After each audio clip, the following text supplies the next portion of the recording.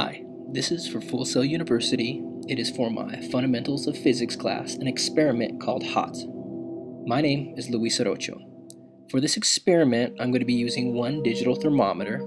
I'm going to be using one Duracell alkaline battery, size D, and I'm also going to be using a strip of aluminum, an element on the periodic table, also known as element number 13, Al. First of all, I'm just going to take the temperature real quick of the aluminum.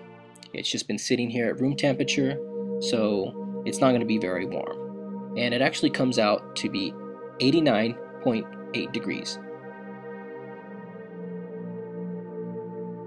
What I'm going to be doing next is actually taking the battery now and the strip of aluminum and putting one end of the aluminum on the bottom and one end of the aluminum on the top of the battery.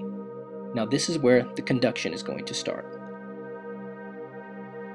What I'm doing in this experiment is showing you that free-flowing electrons are able to rapidly produce thermal energy. You see, these electrons are going to flow from negative to positive on the battery, through the aluminum, on the atoms of the aluminum, free moving and producing heat. You can see that the thermometer is inside the aluminum right now, and the temperature is rising above 100 degrees already. Again, remember, we started off at a room temperature of 89.8 degrees, and now we're at 105.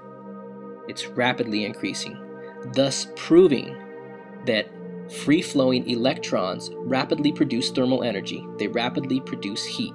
What you couldn't see in this experiment, though, was that my fingers actually felt the increase of temperature a lot quicker than the thermometer did. Again, it's a cheap little thermometer, $3, but what we're showing here is that the heat being produced from the electrons flowing along the aluminum. Now, we start off at 89.8 degrees and we end up with a temperature of 108, a difference in 18.2 degrees. A rapid increase, a huge change in temperature.